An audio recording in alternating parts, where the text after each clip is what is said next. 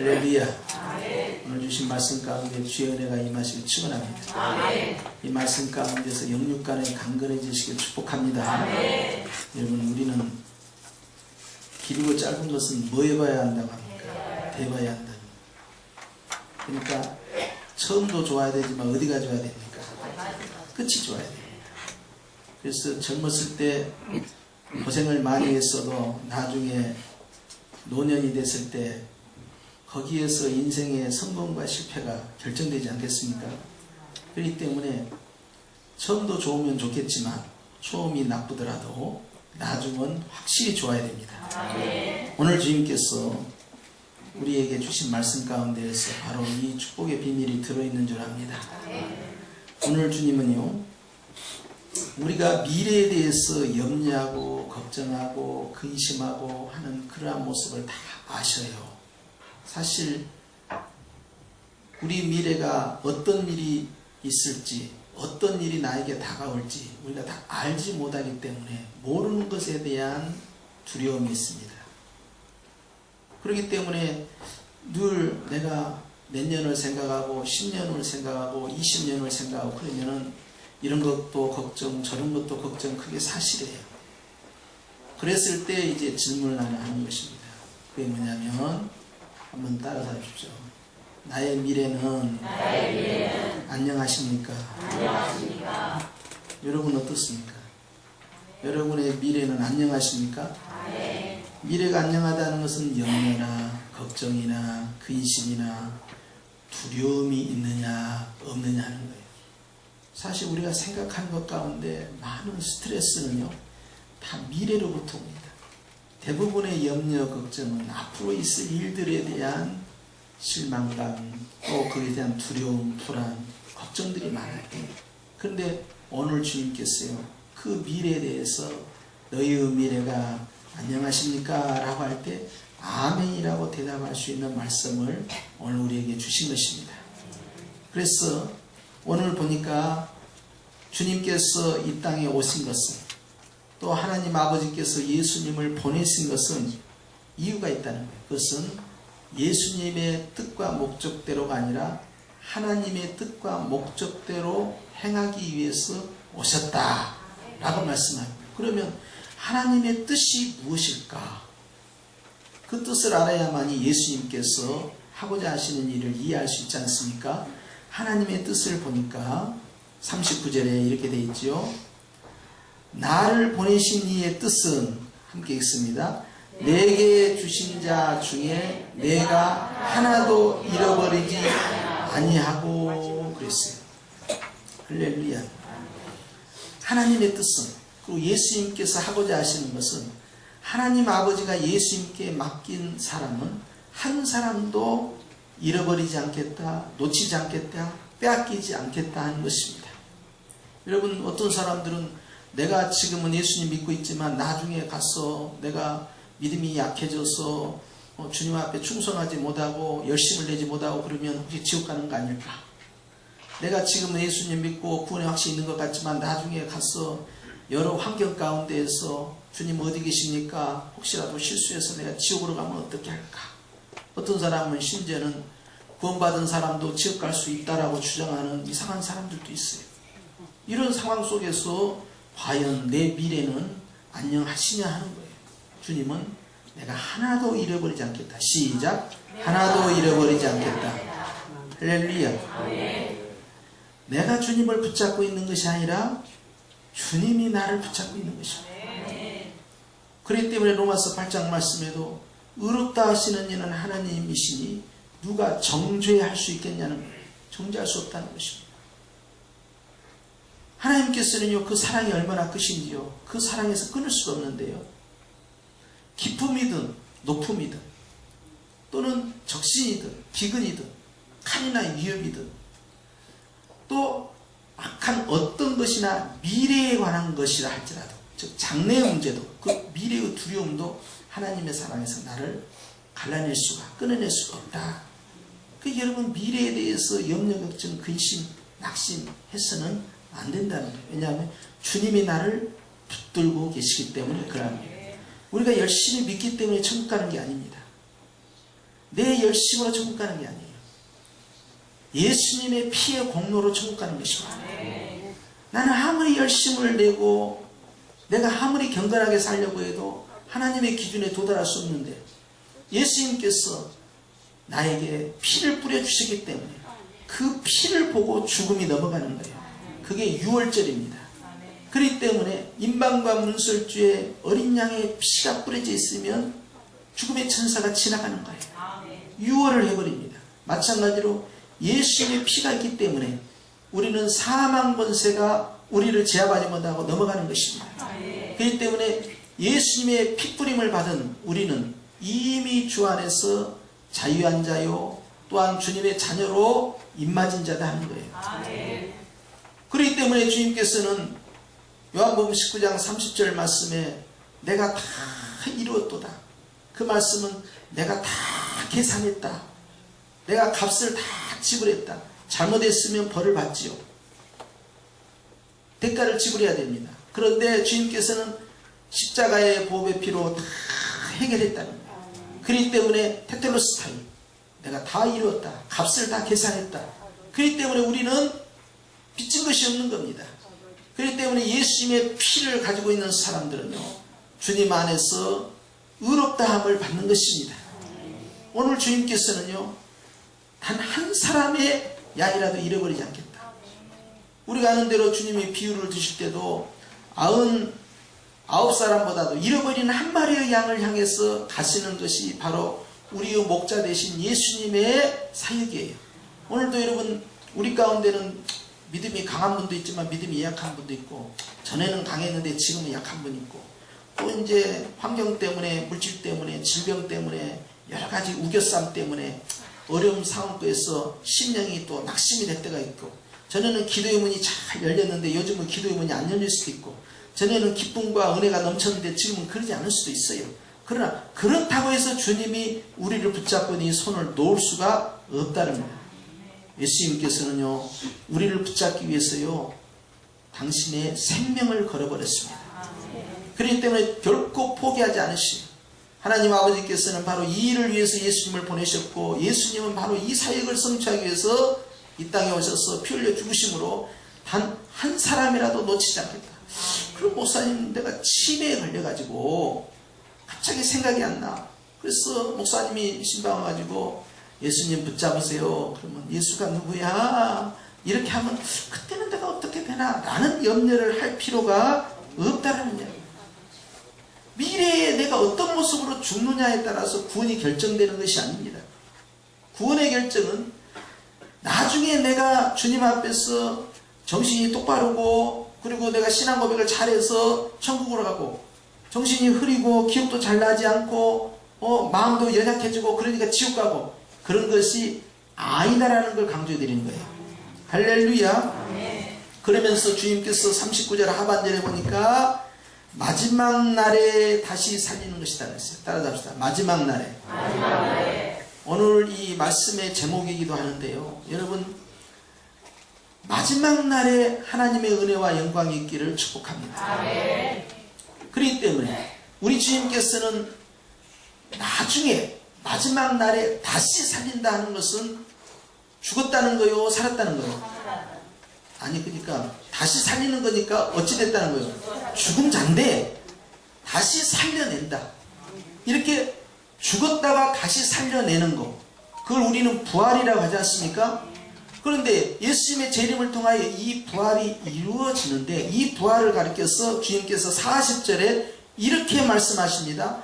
내 아버지의 뜻은 시작 내 아버지의 뜻은 아들을 보고 믿는 자마다 영생을 얻는 이것이니 영생이 뭔가 보십시다. 마지막 날에 내가 이를 다시 살리리라. 할렐루야. 영생은 마지막 날에 다시 사는 건 영생이다 그랬어요. 그러면 현재 사건입니까? 미래 사건입니까? 미래 사건입니다. 그러니까 끝이 좋은 거지요. 그러면서 주님께서 39절 하반절에도 마지막 날에 다시 40절에도 마지막 날에 다시 그리고 44절에도 보면 마지막 날에 다시 살리리라. 계속해서 마지막 날에 다시 부활할 것을 영생에 대해서 약속을 하고 계셔요. 감사가 넘치죠? 그러니까 이것은 현재 사건이요, 미래 사건이요? 미래 사건인 줄 알았는데 갑자기 이것이 상황을 돌변할 만한 단어가 나옵니다. 그것이 바로 54절입니다. 시작. 내 살을 먹고 내 피를 마시는 자는 영생을 가질 것이고 앞으로 가질 것이고. 그렇게 되어 있습니까? 여러분 성경이 좋은 성경이에요. 나는 혹시 잘못된 성경인 줄 알고. 앞으로 장차 영생을 가질 것이고 이미 가졌고요. 금 중에서 제일 좋은 금이 어떤 금이라고 그랬어요? 지금입니다. 그러니까 미래의 축복인 줄 알았더니 미래의 축복이 어디에서 결정돼요? 지금 결정돼요. 따라서 영생을 가졌고 나중에 구원을 얻는 것이 맞긴 맞는데 나중인 줄 알았더니 지금 구원을 얻었느니라. 주님은 꼭 완료형으로 가버려요. 따라서 지금 있어야 나중에 열린다. 그 미래는 어디서 결정됩니까? 지금 결정. 난 지금까지는 이렇게 살았지만 난 내일부터는 내가 11월 달부터는 내가 잘하겠습니다. 여러분 지금이라니까요. 당장 지금이라니까요. 주님은 지금 네가 안녕하십니까? 하고 묻는 거예요. 그러면 미래도 안녕하십니까? 라고 질문할 때 대답할 것이다 이 말이에요. 그러니까 내 미래는 언제 결정해요? 앞으로 어떻게 하느냐에 달려있는 것이 아니라 바로 지금 결정돼요. 할렐루야. 그렇기 때문에 여러분 미래에 대해서 너무 염려하고 걱정해서는 안 돼요. 그 미래는 지금 내 손 안에 있는 것입니다. 여러분 또 하나 여러분에게만 특별히 비밀을 말씀을 드리겠습니다. 비밀이 많아요. 여러분 사단 마귀는요 치명적 약점이 있습니다. 무슨 약점이냐? 사단 마귀는 하나님이 창조한 피조물로서요 시간 여행이 안 돼요. 장소 여행이 안 됩니다. 무슨 말씀이냐?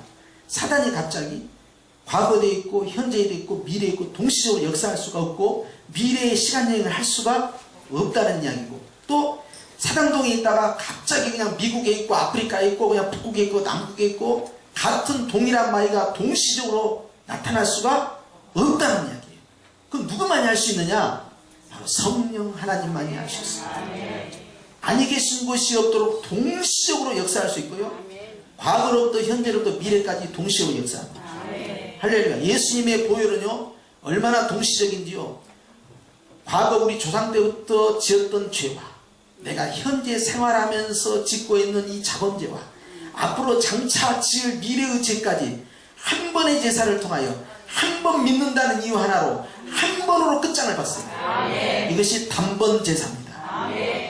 다시는 다른 피 흘림의 제사가 필요가 없는 거예요. 믿는 순간부터 이 프로그램이 작동이 되는 거예요. 이것을 통하여서 우리는 죄인임에도 불구하고 예수의 피가 흐르기 때문에 의인이다 하는 칭함을 받는 것입니다. 그렇기 때문에 믿는 자는 이미 영생을 가지고 있다는 거예요. 지금 영생이 있는 자가 나중에 영생의 복을 내 것으로 맞이하게 되는 것입니다. 지금 구원의 확신이 있는 자가 나중에 가서 그 구원의 복을 누리게 되는 겁니다. 그러니까 금 중에 금은 지금이라는 거예요. 여러분 하나님께서 이미 사랑하셨어요. 테텔로스 사이라는 것은 값을 다 지불했다는 것은, 계산이 끝났다는 것은 완료형입니다. 믿는 자는 믿는 순간부터 하나님의 은혜가 시작되는 것입니다. 그렇기 때문에 오늘 주님께서 우리에게 강조하신 것은 마지막 날에 다시 살린다 하는 것은 미래에 대해서 여전히 절망이 아니라 희망이 있다는 거예요. 어떤 사람들은 자신의 미래에 대해서 피곤합니다. 내일 또 오늘과 같을 것이다. 이 절망 때문에 사람들이 자살해 죽는 거예요. 이 절망 때문에 못 살겠다 하고 지금까지 해왔던 일을 다 내려놔버리고 깨버리는 겁니다.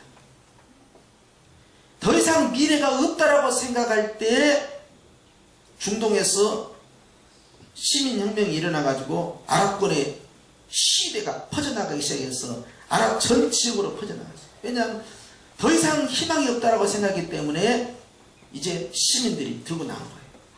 미래가 없으면 거기서 접어버린 거예요. 그런데 우리 주님은요, 우리의 미래는 절대 희망이다. 왜냐하면 여러분, 예수님께서는 동시적으로 시간 여행이 되는데 내 안에 계신 예수님이 지금 어디 계십니까? 미래에 계십니다. 미래의 마지막 날 끝자락에 계시는 그 예수님이 지금 어디 계십니까? 지금 나와 함께하고 계십니다. 동시에 계신 주님, 미래는 누구의 지배의 영역입니까? 바로 예수님의 지배의 영역입니다. 마귀는 미래에 가서 잠복할 수가 없어요.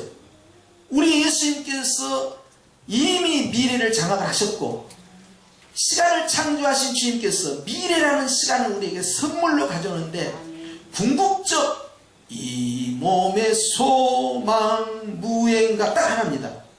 그게 뭡니까? 전 세계 교회의 소망. 그 다음에 초대교회로부터 시작하여 지금까지 수천 년 동안의 유일한 한 소망, 바로 예수 그리스도의 나타나심.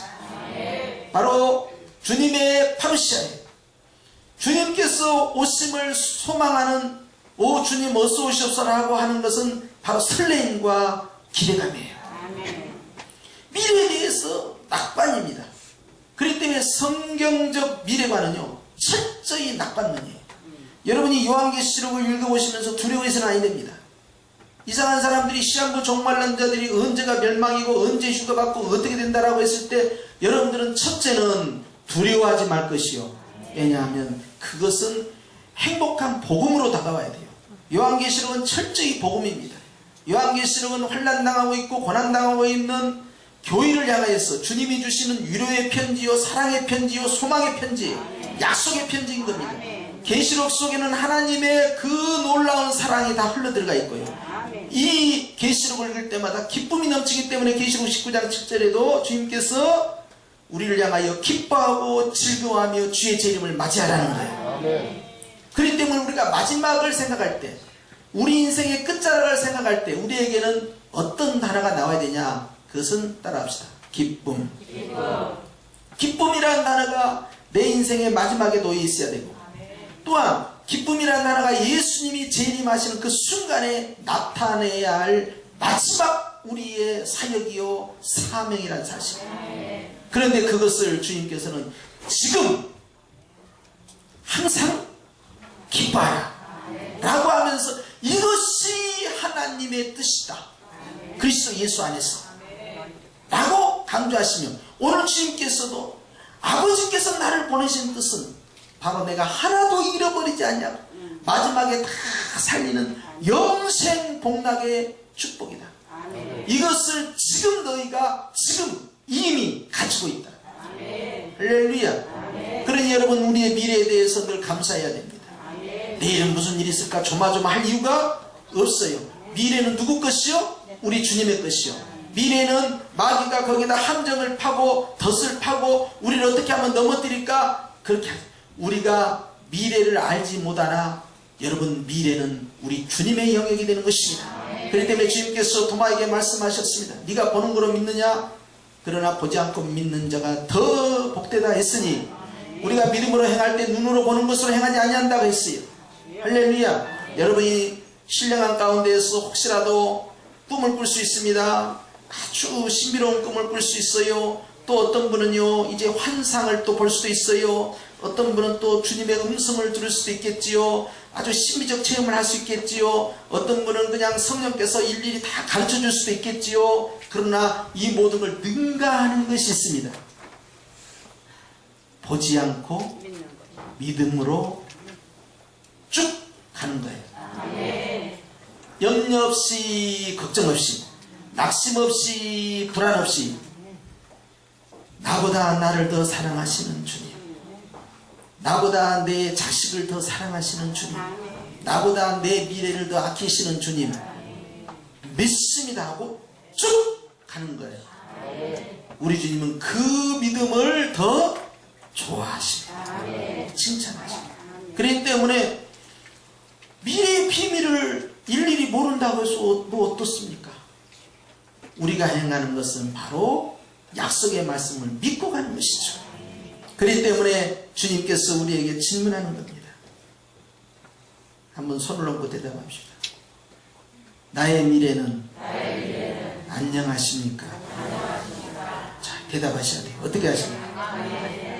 안녕하시죠? 아멘이죠? 그렇습니다. 이 논쟁이 가버나움에서 시작됩니다.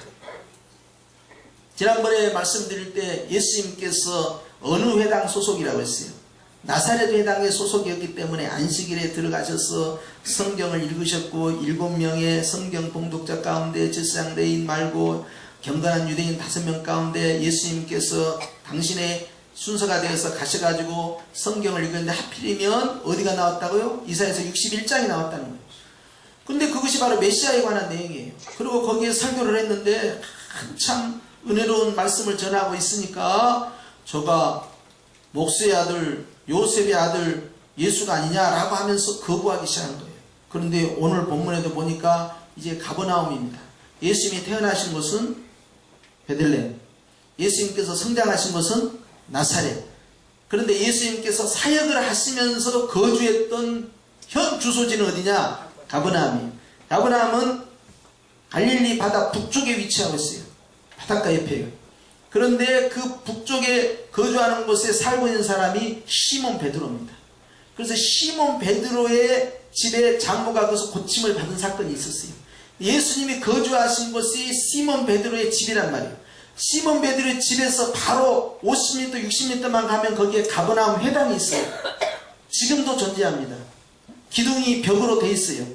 그런데 이 가버나움에 가서 복음을 전파하니까 이 사람들이 거부하고 목수의 아들 요셉의 아들 예수가 아니냐 하고는 또 거부해버린 거예요. 그러니까 선지자는 고향에서 높다 일컬음을 받을 수 없는 거예요. 배척을 당하는 겁니다. 주님께서 나중에 이 가버나움에 대해서 크게 책망합니다.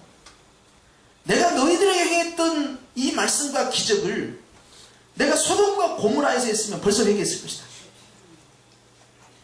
사람이 선입견이라는 것이 얼마나 무서운지 몰라요. 그 사람의 스펙을 쫙 보고는 나사렛에서 무슨 선한 것이 나올 수 있겠어? 목수의 아들이야? 아무것도 아니야. 내가 지 아버지도 아는데 뭐 아무것도 아니야. 배척을 해버린 거예요. 여러분, 이 선입견이라는 것은요, 복음을 받아들이는 걸림돌로 역사해버린 거예요. 그래서 주님께서 이 가버나움에서 설교를 쭉 진행하시면서 그들에게 영생이라는 복음을 증거했지만 결국 거부함으로써 관계성이 끝나게 됩니다. 결국 가버나움은 안타깝게도 무너지고 말고, 오늘날에 있어서도 2000년이 흘렀지만 가버나움엔 사람이 살지 않습니다. 이제 무너져버린 도시가 된 거예요.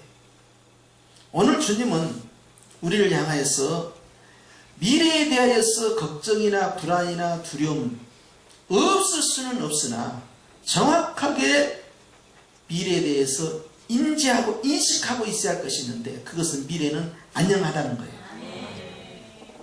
미래는 결국적으로 최후의 승리는 우리의 것이요, 개인에게 있어서도 안녕하시고 우리의 인류의 끝자락에 가서도 안녕하는 거예요. 시한물 종말난 자들이 당장 지구가 멸망할 것처럼 하는데, 여러분, 그것에 대해서 우리는 두려워할 일이 아니고, 신랑 대신 예수님이 오신다는데 왜 우리가 무서워합니까? 주님께서 우리와 함께 결혼식으로 들어가기 위해서 오신다는데 왜 우리가 마음을 졸이고 있어야 됩니까? 여러분, 그런 두려움과 그런 걱정들을 다 물리쳐야 됩니다. 요한계시록 보면서 여러분, 그 안에서 감사가 넘쳐야 되고, 주님이 곧 오시기만을 바라는 마라나타 신앙이 있어야 해요. 어서 오시옵소서. 미래에 대해서 자꾸 두려워하면 안 돼요. 인류의 종말, 몇 년도, 몇 월에 뭔 일이 벌어질 것이다. 앞으로 이런 일이 계속 벌어져요. 그리고 사회가 혼란스러우면 더 많이 벌어집니다. 그런데 여러분, 이런 것에 미혹되지 않기를 축복합니다. 오히려 주님이 그날 오신다고 하면 네가 받은 것은 믿지 않지만 네가 받은 것보다 더 빨리 왔으면 좋겠다 그래야 돼. 할렐루야. 유명한 신학자 안토니 후크만은 그의 책에서 그가 고백하기를, 내가 어제 십자가에서 죄 용서함을 받은 자처럼, 내가 오늘 부활하신 주님과 함께 부활한 자처럼, 내일 예수님이 재림하실 것처럼 오늘 살고 싶다. 이걸 고백해요. 그러니까 여러분, 앞으로 살다가도 이상한 또 사람들이 나타나가지고 뭐 5년 후에 주님이 반드시 재림한다고 내가 응답받다 이런 소리 저런 소리 하면은요, 야 제발 네가 받은 것보다 더 빨리 오셨으면 쓰겠다. 내 소원이다. 내 소원. 인류의 소원이요, 한국교회의 소원뿐만 아니라 전세계의 소원이요, 2000년 역사 전 기독교의 소원이요. 제발 오시옵소서. 어서 빨리. 할렐루야. 두려워하시면 안 돼요. 그렇기 때문에 여러분, 오늘 주님께서는 우리에 대하여, 미래에 대하여 염려하지 말라는 겁니다. 주님께서는 어떤 거 하나라도 악한 마귀가 뺏어가지 못하도록 우리의 삶을 다 보호하시고, 우리의 자녀들도 마찬가지입니다. 나 대신 부모님들은 또 자녀들이 신앙생활을 잘할까 못할까, 교회를 가야 되나 안 가야 되나 하면서 염려 걱정하는데, 염려 걱정할 문제가 아니에요. 예수 그리스도의 피뿌림을 받은 입맞은 주의 자녀들은 단 한 사람도 잃어버리지 아니하고 다 구원의 복을 누리는 것입니다. 다만 우리는 이렇게 확인하는 거예요. 예수님은 누구십니까? 예수님은 나의 주님이시요 나의 하나님이십니다. 그것만 확인하고 있습니다. 할렐루야. 세례를 받았든 세례를 안 받았든 그것이 구원을 결정짓지 않습니다. 여러분, 구원의 결정은요, 세례에서 결정된 게 아니에요. 믿음에서 결정되는 것입니다. 그래서 마음으로 믿어 의에 이르고 입으로 신하여 구원에 이르는 것입니다. 누구든지 주의 이름을 부르는 자는 다 구원을 얻는다 했고, 성령으로 말미암지 않고는 예수를 주라 시인할 수 없다고 했기 때문에, 예수님은 누구십니까? 예수님은 나의 주님이시요 나의 하나님. 이것이 중요한 것이지 무엇이 중요하니? 할렐루야. 그렇기 때문에 여러분, 오늘 우리가 주 안에서 더 담대해지시기 바랍니다. 지금 힘들다고 해서 나중도 힘들다는 생각은 마귀에게 속는 거예요. 지금은 어떠한 환경에 갇혀있다 하더라도 여러분 낙심해서는 아니 됩니다. 우리의 미래는 언제나 행복입니다. 그 행복이 우리를 향하여 다가오고 있고, 하나님이 우리에게 주고자 하는 최고의 행복과 최고의 은총은 아직도 덜 왔어요. 바로 우리 예수님이 이 땅에 오시는 날, 이 모든 것이 완성이 되는 것입니다. 그러면서 주님은 지금부터 그것을 경험하고 체험하고 맛보면서 누리면서 살아가라는 거예요. 왜냐하면 주님은 그 미래의 주님, 마지막 날에 오실 그 주님이 지금 어디에 계시니까? 나와 지금 함께하고 계시기 때문에, 나보다 나를 더 사랑하시고 나보다 내 자녀를 더 사랑하신 우리 주님이 지금 저와 여러분을 지켜보호하고 계시는, 늘 담대하시기를 예수님의 이름으로 축복합니다. 기도드리겠습니다. 가슴에 손을 대십시오. 하나님 아버지,